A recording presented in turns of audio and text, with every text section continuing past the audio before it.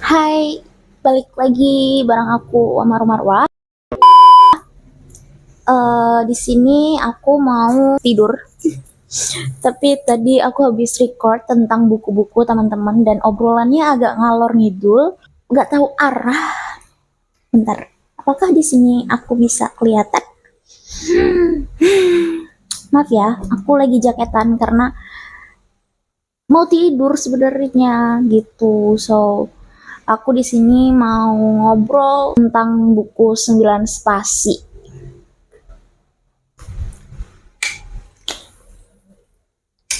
Kita ulang buat nanti covernya, thumbnail.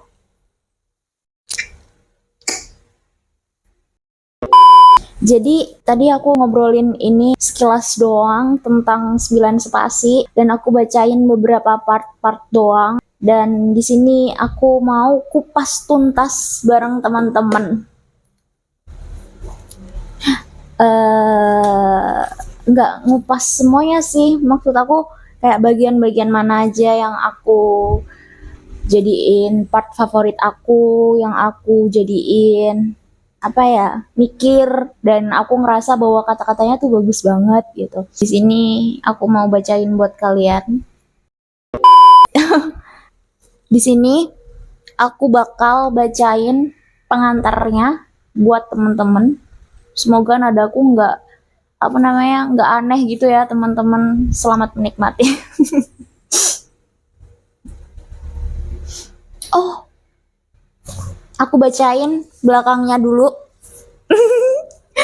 Belakangnya itu ada tulisan 9 Spasi merupakan buku kerja atau workbook untuk menjalani berkesadaran, berlatih, dan sekaligus berserah untuk mengalami kondisi sebagaimana apa adanya.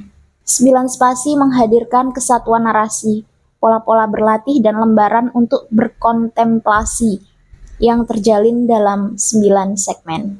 9 Spasi menemani untuk mengalami dalam ruang hening yang dianugerahkan.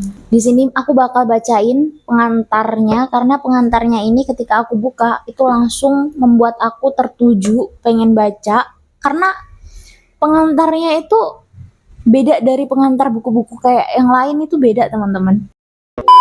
Bisikan dan pertanyaan itu kerap hadir. Mengapa saya? Siapa saya? Bagaimana saya? Kemana saya? Dari mana saya?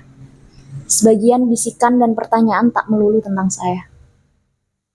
Bagaimana saya berjalan bersama dengan kita, kami, mereka, dan lainnya? Bagaimana saya dengan dunia sebelum dan setelahnya? Bagaimana saya dengan semesta? Kalimat-kalimat di atas hanyalah segelintir gundah ataupun secercah harap yang kadang hadir menghujam dengan keras maupun mengemuka dalam bisikan lembut. Sebagian terkait dengan konteks pribadi, sebagian muncul dalam ranah profesi, sebagian terdorong dari kebahagiaan, sebagian tercetus dari kesengsaraan. Tanggapan kita pun beragam. Ada yang segera melupakannya, banyak yang lebih penting, begitu katanya. Ada yang bereaksi sambil lalu, untuk kemudian berhadapan lagi dengan kegamangan yang berulang. Ada pula yang memastikan solusi dengan menggantungkannya dalam pikiran, serta sibuk dalam ukuran-ukuran. 9 Spasi mengajak untuk mengalami, melalui narasi, serta aksi speak dan laku sehari-hari. Kita adalah apa yang kita alami, yang kita terima adalah tafsir atas yang dialami. Yang kita ekspresikan adalah pola kita mengalami. Karenanya tujuan, hikmah, dan makna hidup adalah tabir-tabir dan bukan kepastian untuk dilalui dan dilalukan ketika mengalami. Mengalami dalam kepekaan, keterjalinan, dan kearifan. Mengalami dalam paradoks teguh, berupaya, dan sekaligus teduh berserah.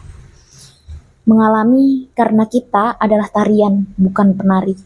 Mengalami karena kita kembali, bukan menuju. Mari mengalami untuk mengalami, untuk berlatih, untuk berserah, untuk merayakan keberadaan, bukan untuk mengakumulasi, bukan lagi untuk menjawab, bukan pula untuk melangit. Langit, bumi, dan segalanya adalah hasanah yang perlu dialami dalam berkesadaran. Berkesadaran adalah padanan dari mindfulness yang hingga kini memiliki definisi yang beragam untuk menyelaraskan pemahaman. Silahkan lihat 1-3 tentang berkesadaran. Menarik ya, teman-teman.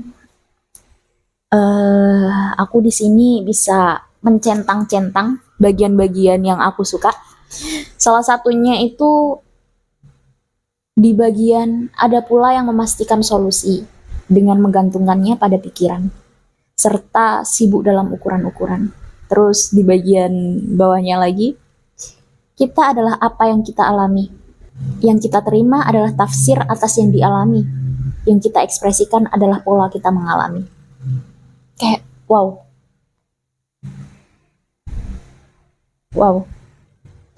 Bener-bener mungkin buat teman-teman yang sama nggak punya hobi baca kayak aku. Maksudnya gini, aku dulu waktu baca buku ini itu bener-bener nggak ada hobi baca, teman-teman. Jadi aku bener-bener pakai ilmu gelas kosong. Bener-bener kayak nggak ada ilmu sama sekali. Jadi ketika aku baca itu nggak bisa satu paragraf aku telan mentah-mentah tuh nggak bisa. Jadi aku tuh mikir setiap katanya maksudnya gimana ya. Aku baca ulang dan itu menarik sih buat aku sebagai experience aku dalam membaca yang mana sebelumnya aku nggak pernah baca gitu. Jadi kayak menarik sih. Terus di sini juga ada yang aku centang lagi. Mari mengalami, untuk berlatih, untuk berserah, untuk merayakan keberadaan. Kayak kalau pertama kali baca itu maksudnya apa gitu. Dalam tiap kata, dalam tiap padanan itu pinter banget sih. Kayak asli seni dalam menulis tuh ada gitu. Maksud aku seni dalam menulis tuh gini. Tiap katanya itu nyambung gitu loh, tiap paragrafnya itu nyambung, tapi perlu ditelaah lagi gitu buat kita bisa nyaring. Gimana ya teman-teman, aduh pokoknya intinya ini experience membaca aku paling menarik yaitu ketika membaca buku 9 spasi. Di bab berikut di spasi 1 itu ada judul jeda 3 nafas. Rasakan nafas penuhnya, seperti apa adanya, tanpa ditata, tanpa disengaja. Alami nafas penuhnya. Selama 3 nafas. Lakukan kapanpun perlu, di sela-sela laku. Terus di sebelahnya juga ada kita adalah cerita kita. Di sini ada yang aku garis bawahi teman-teman. Tanpa perlu harus menjadi ya. Jadi kita harus baca secara penuh ya. Kalian kalau aku bacain yang nggak aku garis bawahi doang kan kayak nggak paham juga gitu kan. Belum tentu juga kalau aku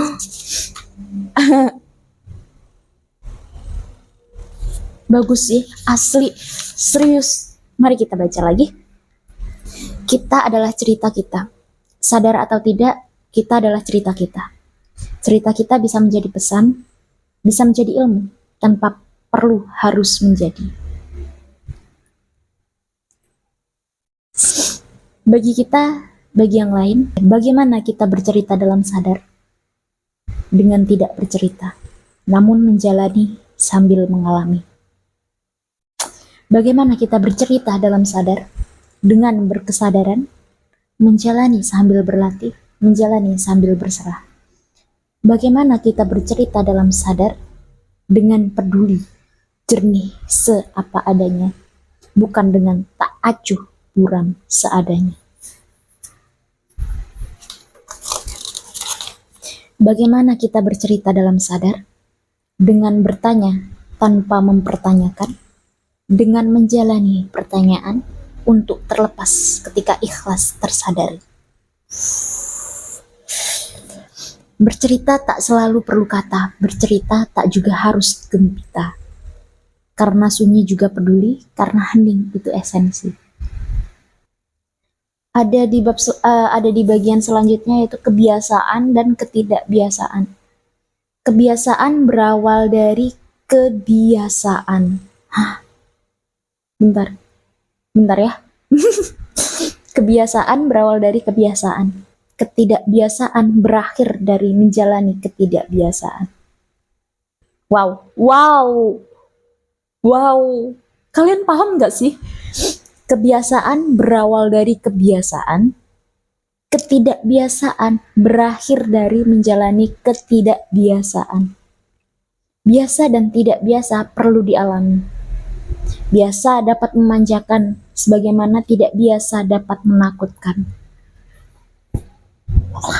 Gila, keren banget asli. Biasa dapat melenakan, sebagaimana tidak biasa dapat menggelisahkan. Orang yang perlu membiasakan, perlu melepaskan kemahirannya dan mendaki jalan ketidakbiasaan, menuju kondisi dan situasi baru yang memang serba tak tentu. Berkesadaran mengajak kita untuk biasa akan hal yang tidak biasa, dan tidak biasa akan hal yang biasa. Kita berlatih dan berserah, belajar tanpa menggenggam, melakukan dengan peduli, dengan tekun berupaya, sekaligus tentram berserah. Karena mahir adalah persepsi, sebagaimana bakat juga ilusi. Wow. Semuanya lahir dari keselarasan dalam berkesadaran. Wow. Bagian selanjutnya adalah berkesadaran. Ini udah 14 menit teman-teman. Gak tahu itu nanti. Aku kayaknya bakal upload semua deh kalau yang ini.